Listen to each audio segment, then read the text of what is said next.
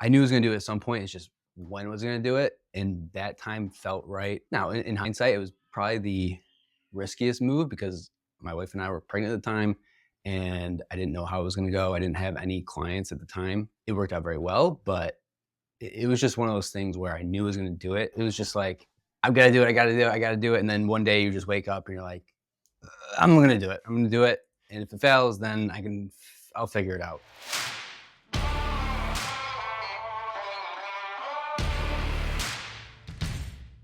Hey, it's Nick, and welcome to 1000 Routes, the podcast where I explore the stories of solopreneurs who have made the bet on themselves to build a business that serves their life. Every episode, you'll hear all about the lessons they've learned and the uncommon routes they've taken to stand out in a world that is purposefully trying to commoditize them.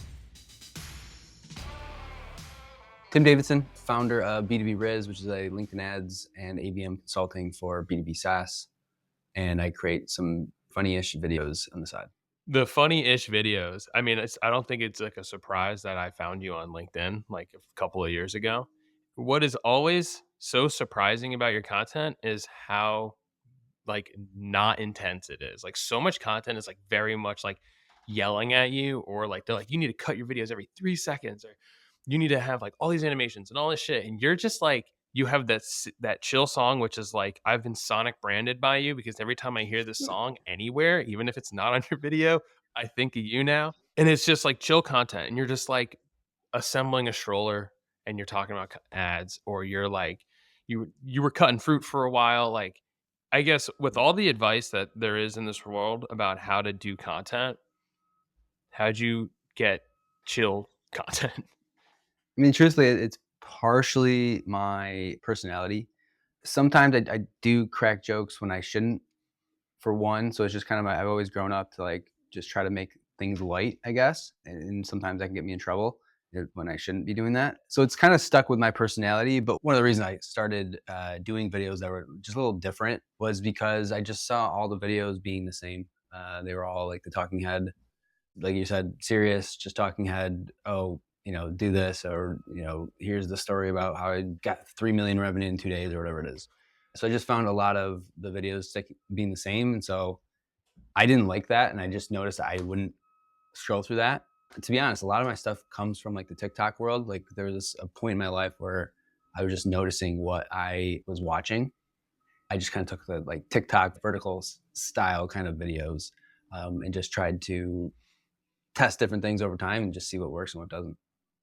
One of the things I noticed about your content, which I think is hilarious, is like you pick something and you beat it, like, and you like go after it forever.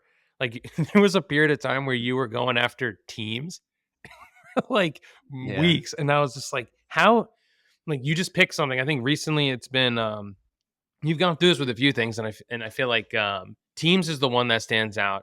You decided it was time to like take aim at like HubSpot, but also at Salesforce, at Inbound. I don't know. I find that sense of humor absolutely hysterical. It's like sometimes I think it falls on deaf ears, but I just want you to know that like I no notes. Like I got you. I saw it, and I don't know why no one got it. It's probably a little niche. No, it's the only way, man. So you came up through directive, which is, I think, one of the things we have in common is like I came up in the agency world as well. And everyone is out there working in tech companies, marketing tech to other tech companies. And you coming from a service provider, marketing to tech companies, like I think one of the things that stood out is that we have this outsider perspective because Mhm. we're not in tech, but we end up working with or talking to a bunch of people who are in tech or doing things with tech all the time.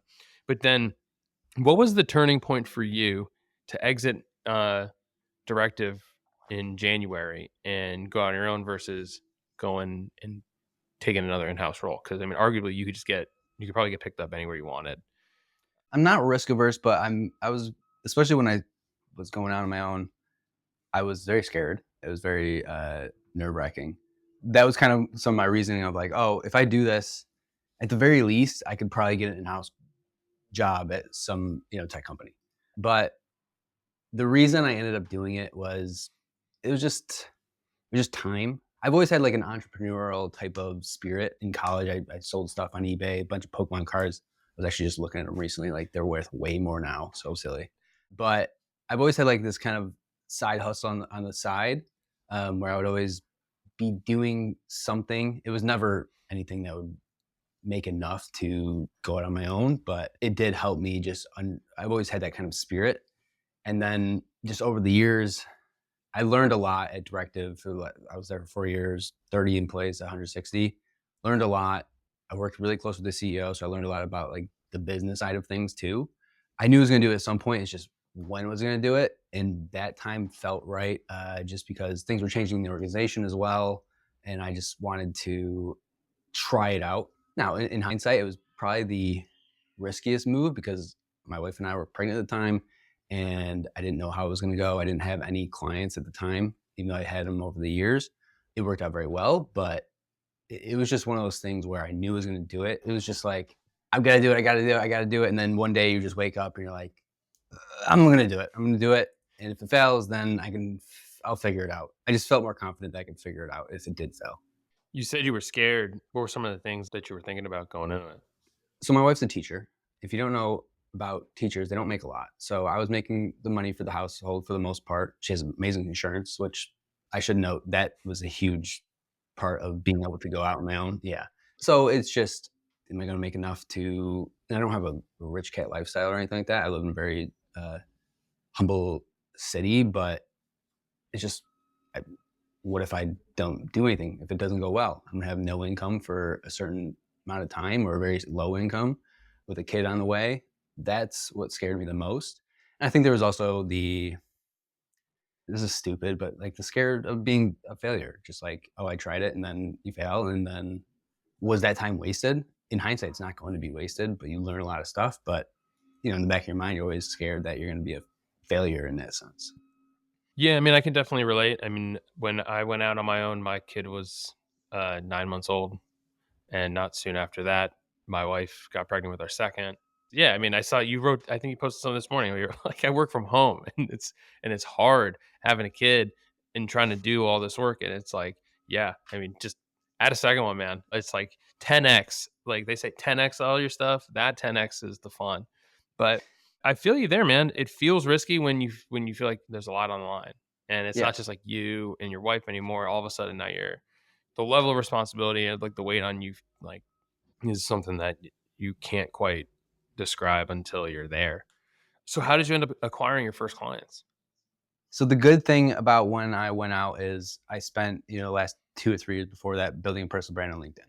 I was putting out a bunch of content. It was helping the agency at the time, Directive, but I was also just building my own personal brand. So when I went out, and this is all like I was so pumped about this because I didn't think it would be like so good out the bat. But when I went out, I created a video saying I was going out on my own. It did very well. It had like 600 plus engagements, which was really, really good for me on a LinkedIn post. I had inbound.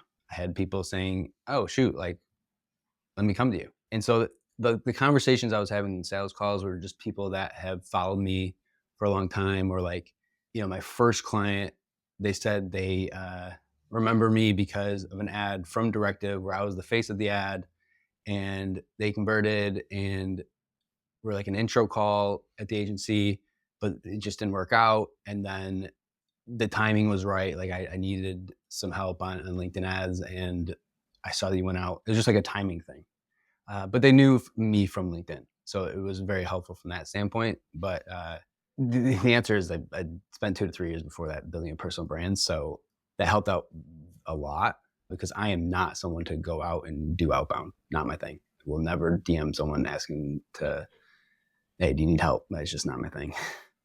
Yeah, I mean, I think that's the struggle for a lot of people in our position is going out and getting clients, right? Going out like asking for work if they're not coming in. I think a lot of people expect that tap to just kind of like turn on, like if they haven't put in the 2 to 3 years ahead of time that you put in, and I would say probably at a level of intensity that few people do, like to create net new video content. Like I don't think I rarely see you replay old content. I feel like you're constantly creating a ton of new, like net new videos that are probably not super easy to make. Like you definitely put in a lot of work that I don't think a lot of people are willing to put in, and it shows. And I think that has a lot to do with why when you said, "Hey, I'm open for business," that people were like, that equity has been built up over those 2 years. Appreciate you noticing that. I do post some videos that are repurposed. I will say that. I like to change things up a little bit. Usually I edit them a little bit, but I have done that. Videos I found it to be my thing, so I'm trying to like squeeze in on that, especially like right now on LinkedIn. I mean, the reach is crazy right now. I'm trying to squeeze on that as much as possible. I will say like so that definitely helped, right? The 2 to 3 years on LinkedIn, building my personal brand, all the content. The other things that I feel like were missed opportunities just because I was at the agency at the time was I'm very active in like a lot of Slack communities and like Dave Gerhardt's Exit 5 community and stuff like that. You'll see people ask, "Oh, I need a freelancer or I need someone to help me with this." There's a lot of opportunities that I've noticed there over the years that could be great places for people that want new business and they can just say, "Hey, I do this. This is why. Here's my 2 to 3 sentence pitch," and a lot of people get business from that, from what I've seen. Over time, obviously, that gets even better because then people tag you, and then it's kind of like a snowball effect from there. Yeah, I think there's people trying to leverage community. There's like the real human way to do it, like you're talking about, and then there's like the super cringe way where people go in with that intention. And it's like, I don't know, one of the things I find myself saying over and over and over again is like, just be a human, like do human things. Like you're like, I'm not the type of person to do outbound. It's like one of the things I tell people all the time is like, it's not outbound, it's not cringy, it doesn't suck if you're just doing normal human things. Like when people consume your content, I'm sure people, this happens to you all the time. People consume your content and they send you a DM. Hey Tim, I enjoyed that thing you made. Or you do it to other people. Like that's just building relationships with people. And like to me, that's how this business is built. Some people might consider that outbound. I don't know, but I think that's where the rubber meets the road for building this type of business. Yeah, 100%. I mean, is a funny, an interesting example. Just this week, I put out a video about a new feature about link from LinkedIn ads. I put it out, and I got an email the next day. They took a screenshot of it, and it's a past client that I've worked with in the past. It was like, "Oh, I just saw this video. I think we're getting access in November. Can we talk?"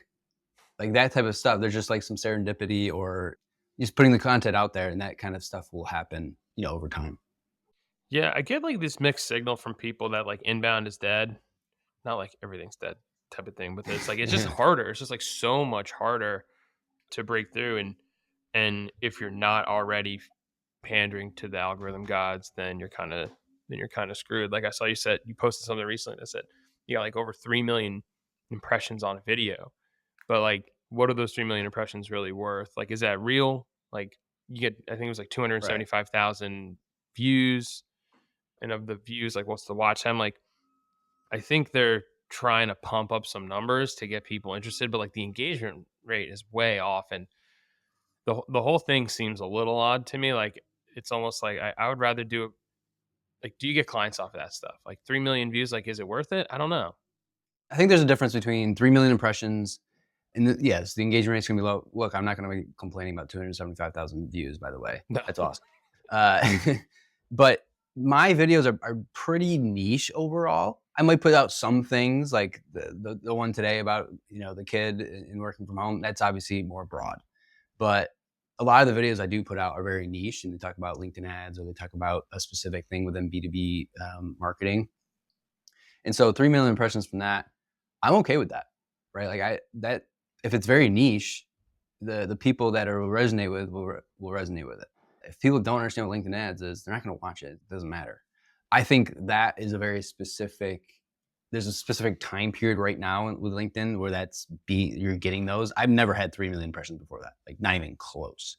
So I think there's right now LinkedIn's just trying to push things. It's definitely not real impressions. There's definitely some weirdness going on there because like the view to the impression rates, the engagement rate difference. But look, I'll take it. I Yeah. mean, I'm gonna play to the algorithm right now. I'm not playing to the algorithm in the sense of hashtags or like some sort of like thing like that. I'm gonna play to the algorithm as in they're pushing video right now. I'm gonna push out videos right Yeah, and I didn't want to like suggest this. Like, could you tie back this one video to a client? Like, largely irrelevant. I think the idea is like we get convinced Like, people see those numbers and they're like, "Maybe I like, should I start trying that thing? Like, why is what I'm doing not doing that? Is it not working?" Like, one of my friend Andrew Kaplan just posted something. He did, like, a day in the life of a solopreneur. He got 1.7 million impressions on that video. And all of a sudden, you see a lot of people, like, just perk up and they're like, "Should I make a day in the life video?" Like, I would like 1.7 million impressions, but it's like, are we drawn towards kinda like the wrong, like, building in the wrong direction? I don't know. These are all, like, rhetorical I don't know the right answer on this stuff. It's just like, I feel like sometimes we tend to lose the plot on some of these things, but, like, it's pretty on par for you because you've just been building in this way for a long time. Now they just built in this video feed that basically was all it's Yeah. gonna do is amplify the work that you're doing. I mean, and that's the thing, right? Like, the video still has to be pretty good overall. Like, you need to have all the video things down for it to work. The first 2 seconds matter a lot, whether it's adding the subtitles or your thumbnail. Are you switching, screens? Like, is the story good? Is there something that's going on there that's gonna have them actually watch it? All those things are still gonna matter. You can't just put out videos and assume you're gonna get a bunch of impressions and views and business results from it. Obviously, there's use cases that are different here, but for the most part, if you're getting a bunch of impressions, you should niche down your content if you want to drive business results. There's a bunch of people on LinkedIn that get crazy amounts of followers and impressions and likes and all that because they post very broad memes that speak to literally anyone in business. If your business is consulting for IT firms, or I'm just making something up, that's not going to help because you're literally just talking to every single person. If you actually look through those, it's going to be a lot of like open to work people. It's going to be a lot of people that are just, you know, look, I'm not going to hire an IT consulting firm ever, but you'll be getting in front of me in that instance. So generally, as like a rule of thumb, if your content's getting a lot of impressions and it's like broad content, then it's not going to drive the business results you want. Yeah, I mean, if you want impressions, all you have to do is talk about LinkedIn. Yeah, What was the first moment that you felt like, "Hey, this could actually work?" Like, that initial traction, what do you feel like? What led to that? What was that like? probably when I started having like a pretty good schedule of sales calls. But then from there, it's like, oh, okay, can I sell? Like, Can it close them? Yeah. I'm a marketer. Like, can I actually close the deal here? Yeah, I think it was like when I put a post out and people booking time in the calendar. I think that was a good sign for me. I would say that the sign before that though was when people would just come to me and ask if I can help them with something. There's been a number of times where they were looking for that help on consulting or not, and I just do it on the side. That was probably the first little traction, but that never got me to actually do it. It was when I first started seeing people book some time to actually, all right, here's a sales call. And like seeing the companies on there, I'm like, oh shoot, like this is really cool. Like, holy shit, like, it's working. Yeah, exactly. Everyone's kinda litmus test for, "Is this gonna work for me?" is payback. Like, how long will it take me to make my salary back? You've been at this now almost 11 months. How long did it take you? I don't want to sound douchey here, but it took me like 2 months to make my annual salary. Like I definitely already made that, but it took me like 2 months. And I want to, it's because I took 2 to 3 years to build my personal brand.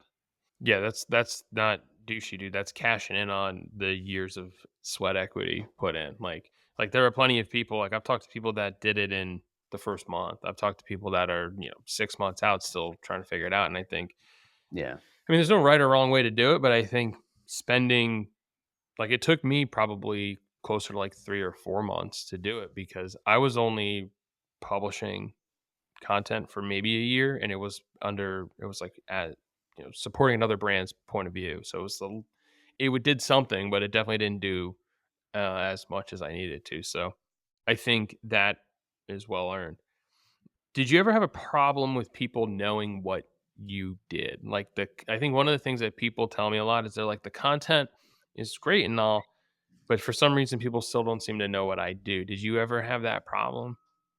I had that problem for years, not specifically for my company now. I make it a little bit more niche, but when I was at Directive, I had a number of DMs that I never talked about the company. That was kind of my thing. I was playing the long game. I wanted to bring the value and just talk about like, Google Ads, LinkedIn, B2B growth, whatever it is. And there was a number of DMs that I got were like, I had no idea you worked at an agency. And I've been watching you for like a year. So I've had that problem for years. It was easier to change when I went out on my own just because my headline also changed. I literally put ABM with LinkedIn ads consulting, but also just the content was a lot more niche for the most part. Yeah, I think there's like this weird barrier where people feel like they're like, how hard do you really put on for someone else's company, and how much like when you're building all this stuff versus like the stakes are clearly a lot higher when you're doing this for yourself. And if it's not clear, like Yeah, we don't eat. no, that's true. And again, I wanted to, I am terrible at sales. Like, I mean, I'm okay now, but I am terrible at like being promotional and selling. I've never put out something that said buy my thing after a post. It's not what I'm going to do. I'm just really bad at that type of thing, and so I didn't want to be promotional. I just didn't want to like pitch the company, even my company now. I don't want to pitch it in the post. I want to bring the value to it. I also, the underlying thing there is I have learned that if you just give people the secrets, they'll come and hire you. So I just feel like that would work out if I just kept the way, and it has. One of the things I've noticed you've been doing a lot lately, and I think you've done this a bit in the past, but more so recently, which is you just answer the question in the comment. Like the content is the answer to the comment or the response to the comment. And it's like such an obvious content strategy, but it makes so much sense. Like don't overcomplicate it. I have done in the past. I've really grabbed onto it recently because it's starting to work a little bit better. But yeah, it's just what are those questions you're getting in sales calls? What are those questions that you see people are commenting on your posts or other posts that have a similar background, and just answering them. Let me be clear, it's stolen from like the TikTok world where that was like a huge thing because you can actually respond to comments in TikTok with a video. And I noticed a lot of people don't do it on LinkedIn. So I was like, all right, let me try it out. And it's been working very, very well. And it's easy. I will say it's also easy because you don't have to think too hard about the content. Here's the question. Let me answer it in a different way. I think the hardest part about it is probably trying to pay attention to like assembling furniture while you're doing it, like moving the camera, like you're just jumping in and out of like a trash can. I'd be like, what am I doing again? You can't see it in the videos, but I do talk to myself, like rehearse what I'm going to say. And there's definitely times I will, like the trash can one.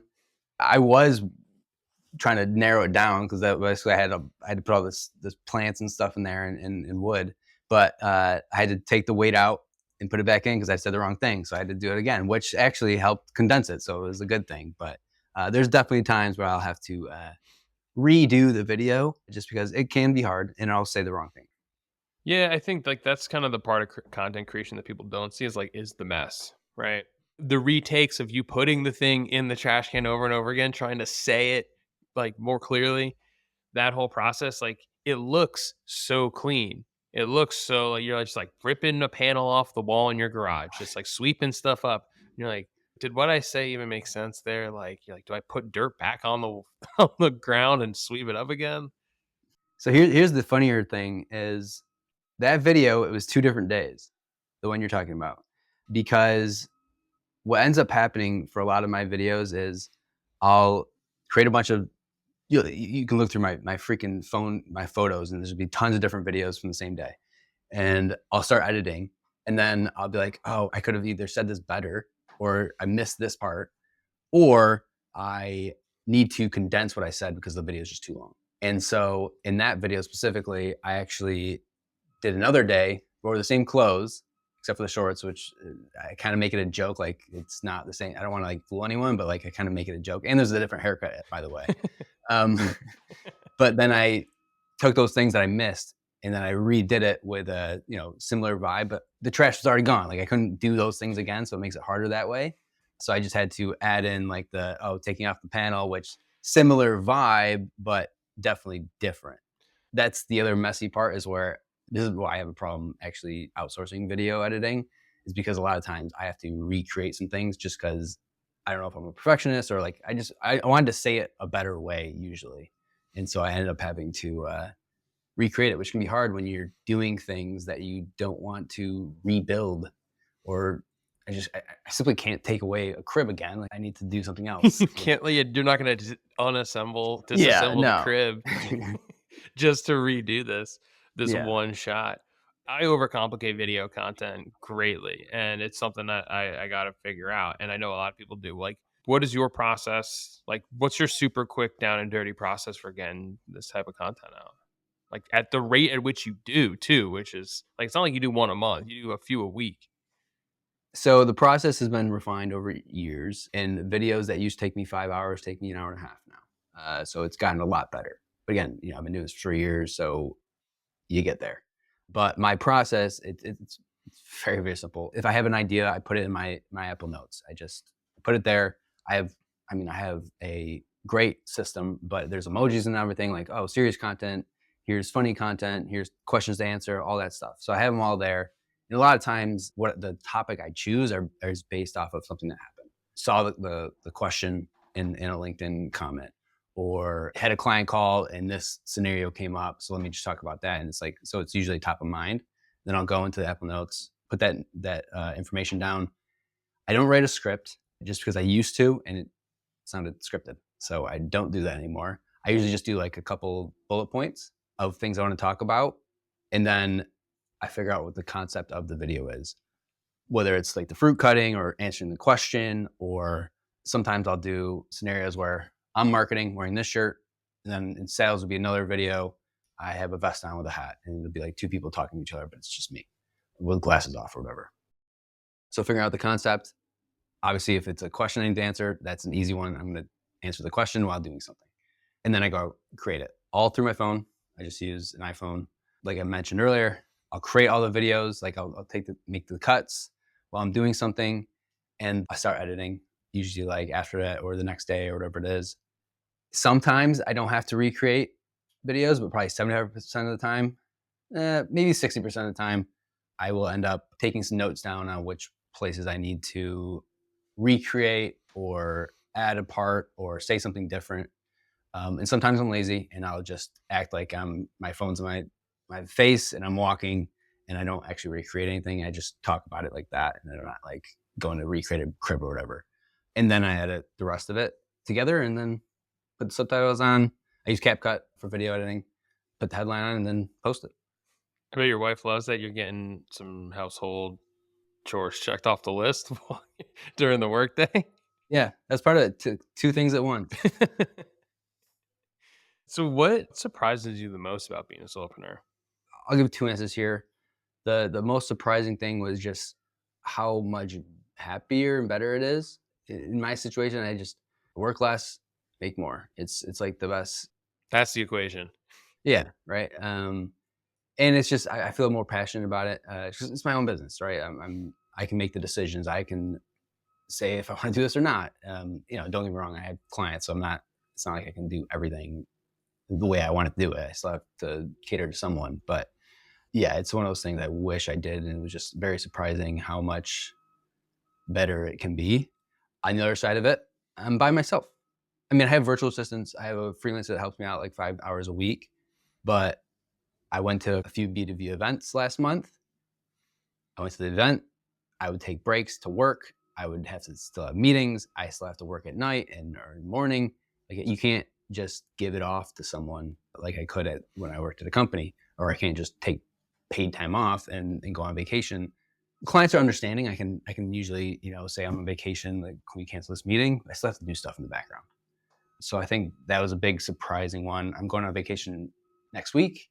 My family still have to work, and that's part of the lifestyle. Like that's part of the being a solopreneur. But that was a very not surprising, but just now I understand it.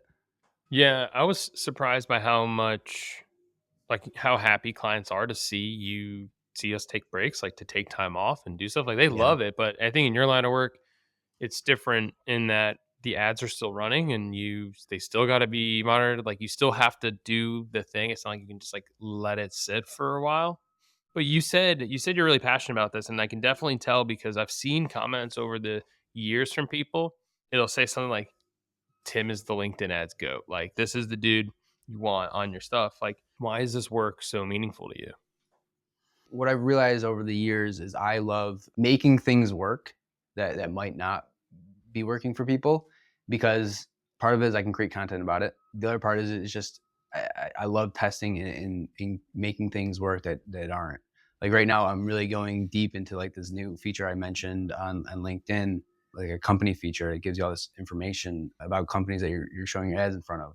Like that stuff's super interesting because now I can figure out, okay, how do I work with my client sales teams closer to figure out what's the best way for them to reach out if they're doing ABM based off of a certain cadence or whatever it is. I love creating these kind of new systems and testing new things just to see what works and doesn't. I just I love that. And because, part of it's probably because I have so much experience with it. I know what I'm talking about, so I feel confident in it. So I feel confident about talking about things that work and don't. It's just one of those things I've become passionate about because I've kind of learned a lot. Like I am an expert in it, but I feel like I know it like the back of my hand, so I could feel more passionate about it. That said, I want to be clear. I don't think I want to do it forever. The client management side. Just like running ads for people. Yeah. Like I don't think I want to do that forever. I can't see myself doing it. I definitely can't see myself doing it forever. I want to create more content. I think that's awesome. Like I do love working with the clients I have and all that, but at some point I'll figure out that good mix of maybe a few clients and I do something else. I'm just not sure what that is. I don't have like this 5-year plan or anything like that.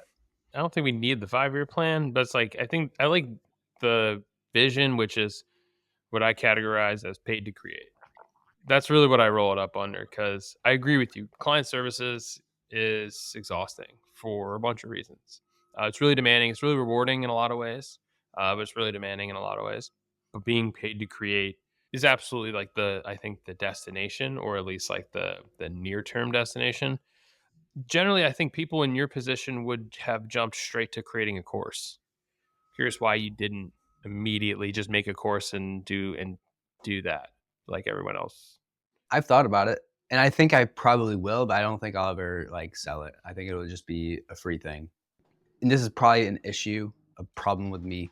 There's so many people selling courses. A lot of them are just crap that I don't want to create one because of that, which is, I know it's not a good thing. Like I can create a better course and all that stuff, like a valuable course. Or if I did do it, what I would do is I would say, all right, it's this much. If you finish it and you're not happy with it, I'll give you your money back. Literally, I won't question it and we will give you the money back just so people actually like take the course. But the reason is probably because I've been burned by so many courses. I just think they're all crap for the most part that I don't want to fall into that trap because I make fun of those courses. Yeah, I mean, the unconditional guarantee definitely helps. I get what you're saying. I've been on that side. I've purchased plenty of Yeah. courses and you're like, wasn't really worth the hype, but I mean, I guess that's kind of the way out of services, right? It's like where it's like the most obvious way out of services. I can't see myself selling a $500 course for some reason. I don't know why. Maybe I don't know much about courses that for me to understand that much, like the pricing, but LinkedIn ads, it's pretty niche, right? Like I just want really LinkedIn ads at $100, 3,000 people buy it. It's really good. Actually, that's really good. I might be thinking a little bit different here. Yeah, I mean, the tighter the niche, the easier it's going to be to sell. You've got a pretty rock solid ability to create content around this thing. Like, there's probably a bunch of people out there who consume a lot, probably all of your content, and don't have the ability to buy anything from you. I mean, everything you do is rather unconventional. Like, if you sold it for $7, I feel like that would be way more Tim Davidson than to sell it for like $1,000 or $500, even $100. Like, sell this crazy thing for $7 and just like, this is my gift to the world for around LinkedIn ads or something. Because, like you said, you're like, I'm not gonna try and it's just like out of character. It'd be a good way to obviously, get people to share it and stuff, and like obviously build my personal brand more. It'd also be, someone goes to the course, you know what, fuck this, I'm not gonna do this. Why don't we just hire Tim? Great, like that's perfect too. Yeah, So the reason I haven't probably done it is because it takes a lot of time to build a course. yeah, it's exhausting. But I'm trying to do it now for like, oh, you are okay. yeah, I'm trying to do it now. It's absolutely exhausting, and it's not. I'm trying to drive it in a separate direction, more like a hybrid product where it combines some elements of services and like the self-paced nature of a course. So it's been exhausting.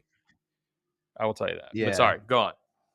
Well, I was just gonna say, back to like the unconventional part. Maybe I'll make it like $7, but if you finish it and you prove that you finished it, I'll give you more money or something like that. I'll give you 8 back. Yeah, like I'll get no, yeah. I'll give you 6 back if you finish it, so at least because 'cause you're gonna end up paying you're gonna be end up paying Stripe transaction fees for that one. Well, that's yeah, that's true. Yeah, alright, $7 course, and then if you finish it, I'll give you 5 back. I just need to cover all the transaction Yeah. fees, and I'll make it weird, like 535 because the transaction fee is yeah, probably there like you go. 155. That is probably the way. That is the way, and if they can prove that they did, just send the screenshots as 100% complete. Yeah. You get the money back minus the fees. Yeah, I'll give you the fees. I'll take the You'll eat fee the fee. part. I'll eat the fee. That'd be part of the pitch. Eat the fee. The business will pay for the fees. Hey, look, you gotta reduce your tax liability somehow, you might as well do it there. Well, the reason I'd be okay with it, 'cause I can't remember what's there's data out there, like, you give a, 100% guarantee, like, 15% of people do it. Yeah. So I'd be like, "Oh, okay, I'll lose, whatever the transaction fee of, 15% of people." It's not that bad. And there's this idea I call it like the digital revenue barrier. There's this idea that once someone spends money with you, it's way easier for them to spend more money with you. And so if you cross that chasm at $7, it doesn't really matter how much they spend. They're already willing to spend money with you. And it gets them inside of your head on a services level. Like they're like, oh, this is what Tim thinks about. This is what Tim really thinks about like LinkedIn ads. This is like way more about his system and how he does this. And then they're gonna go, it makes way more sense. It's way easier to understand what's gonna happen when I give him thousands of dollars. That's a good point. So now I'm screwed because I have this in my notes actually just from like earlier this week. Like I've had this idea of creating a podcast, but the podcast is just me talking about anything and everything about LinkedIn ads. But it'd be like 7-minute, 8-minute shows. But like, here's campaign objectives, here's the bidding, here's the ad types you should use, and here's why. It'd just be like LinkedIn ads for B2B SaaS. So it's almost like a course, but just in like podcast form because I don't see one out there except for like one that's not really like what I'm thinking of. But that's gonna take time. And then I want to do the course now. I mean, the way that I take like the Jay Kunzo approach to the podcast, which is like the podcast explores something. I think this might be an interesting one for you. B2B tech companies spend all this money on ads, and there's like this huge wall between like what everyone thinks is happening and what is really happening. Like how much money are they actually making? Everyone's like, oh, I got like 2,000% ROAS or whatever, and you're like, is that normal? Is that crazy? You're like $49 a lead. Well, what did that matter? Did anyone become a customer? Like just exploring the truth behind ad results on LinkedIn is probably, and I just made that up out of nowhere. I'm just thinking about how you would explore LinkedIn ads in a way that probably nobody else is, in a way that is way real and not just like, look at this screenshot from one client to that is a very highly specific time range, like date range. That is exactly the thing I want you to see because everything outside of that range is not as good as what I'm about to show you. All right. I mean, I just wrote that down. It's a really good idea. I like that. Explore. I like the ideas exploring things rather than just like what my idea was of just telling people what it is, but like exploring. Yeah, it's a really good idea. I'll give you some kickback. Once All right, cool. I'll take $1 of the $7. There you go. Okay, yeah, And then there you go. I'll have to refund you the dollar if somebody returns the course. So I'll have to pay some fees too, but we'll work it out. Dang, Stripe's gonna make out on this. Stripe's gonna make a killing on this course. Oh, dude, that's great. I'm excited. I said you don't necessarily have a 5-year plan. I know we just talked about this course. Was there anything on your mind that you want to build that you haven't built yet? Like, what does the future of B2B Riz feel like like for you right now? All right, there's two things, I guess. Right now, I'm trying to figure out how to get again solo. Try to figure out how to get more out of my time because that's where money is, right? Like, if I can save myself X amount of time, I can bring on a new client. That's more money. Like, and it's just like a revolving thing. So over the last 9 months or so, I've hired 2 virtual assistants, and then I have someone help me out as a freelancer. Right now, I'm trying to build that virtual assistant army. I started off with one. We hired another one that was probably like a third of the price of the current one, like the first one, but she's training her. And so now the next step is like, how do I figure out all those systems to have this virtual assistant army of taking away all these little tasks that I do every day that I should not be doing. And that's from like invoicing to just like client email follow-ups or like condensing notes or this personal stuff, travel stuff too, like all that stuff too. That's one thing I'm trying to currently build is just get most out of my time I've been very bad at delegating. So I'm trying to get better at that. The other part is, so LinkedIn ads is one channel, right, of a B2B organization. It's just one channel. There's other paid channels, there's the organic, there's all the different things that drive revenue for a business. The truth about LinkedIn ads is I am also dependent on the other things that the company is doing. There's a big difference. Like if they don't have brand, if they don't have other channels or organic and all that stuff, the performance is not going to be as good. It's just not. So I'm trying to figure out how I can partner with other companies that the founders create organic content or help with the messaging on their website, or their whole homepage is just the website's bad. Like I'm going to send it to them, I'm going to send traffic to there, and then what's going to happen? It's just going to fall off. Like all that stuff I think is much more important than me just pulling levers on LinkedIn ads. So I'm trying to figure out how to get more results for the clients by the things outside of LinkedIn ads. I still want to stay within my lane. Like I'm not going to offer content services. Never. It's not my thing. But partnering with companies that we can maybe, create a package together, or just have them work with them directly. So as a referral, just so they can get better results from LinkedIn ads as well. That's another thing I'm trying to figure out. It's funny you say you would never offer content services. I don't blame you, but I feel like there's a lot of people that would pay to learn content from you just based on the type of stuff that you create.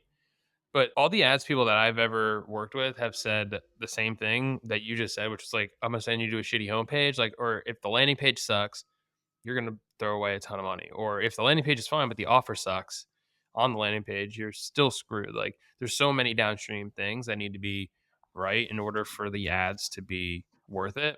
I get what you're saying. You're like, in order for all that stuff to align, for you to do your job at the highest possible level, or like achieve the highest possible impact, like there's a lot of stuff that's outside of your zone, or like your core offering, that you're like, how do I solve for that? How do I get that shit in order so that we can do this job right? Exactly. Even like creative, like, so, creating the images, the videos, I have to work with whatever the company has typically, or with like a freelancer that they work with. So that's even something I've been thinking about a lot, because being able to offer those services, because sometimes you have to work with a company's creative team, but they're also doing product marketing. They're doing other things, or sales decks. And so like there's a timing issue sometimes. So being able to offer those services would probably even just help from the LinkedIn ad side. Is the goal to stay solo forever, or do you want to have like a small team of people, like designers and editors and all that stuff? When I first started this, I was like, nope, solo forever. I will never hire anyone. I still never want, like, I was at the agency from 30 to 160 employees. I saw what was awesome. I saw what was not. Scaling that type of stuff is not for me. Not even close. I'll never do something like that. But I could see myself hiring people. Right now, I'm just going freelancer, all that stuff right now to get my feet wet with it. And I could see myself hiring someone. Not sure, but I could see it. It used to be a no, but it's a maybe now. The hub and spoke model has been like a really popular model with a lot of solos I talk with these days, where like would be considered the hub, and you have access to basically an army of entrepreneurs that can deploy the thing. So like you get to do the thing that you do, but you're like, hey, here's this landing page person, here's this designer, here's this person who can help you do your offer, like whatever the thing is. And to the client, it's like they're just paying B2B Riz, but to you, you know that you have access to the resources that you need to make this program successful for them. And then they get to charge a little bit more along the way, which is always nice. True. Yeah. So, Tim, this has been fun, man. It's been great chatting with you, and I appreciate you coming on and sharing your story and everything that you're doing. I know way more people feel seen on their own journey because of it, man. Thanks for having me. This was a lot of fun, because a lot of podcasts I'm usually on, I talk about like LinkedIn ads, marketing. Being able to talk about this was a little different, and I really liked it.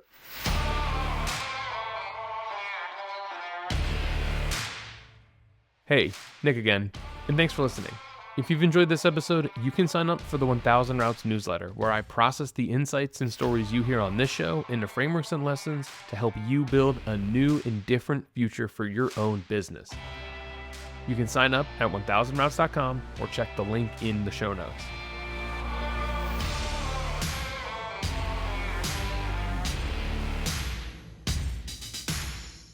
What would be your last meal on earth? I'm actually a big fan of chicken wings, so it'd probably be a bunch of chicken wings. I'm very picky though. The blue cheese, like if it's a homemade blue cheese, that's really, really good. A lot of the restaurants around me, at least, they call it like their special sauce. It's basically just like buffalo sauce and like a sweet and sour, or it's like a sweet and tangy type of mix, sweet and hot. So I mean, probably chicken wings, if I think about it. All right, I'm down on the chicken wings. You do bone in or boneless? Bone in. Bone in. Flats or drums? If I had to choose one, it'd probably be flats. Yeah, I'm not too picky. I think both is like you get what you get. Some people pay extra just to get one. But if it's your last meal, I guess go all flats, right? Yeah, I guess so. Would you go extra crispy though? That's the question. I do like it extra crispy. I don't like it burnt, but I like it extra crispy. Dude, all right, I'm in on your last meal. If it ever comes to it, let me know. I'm there. Perfect.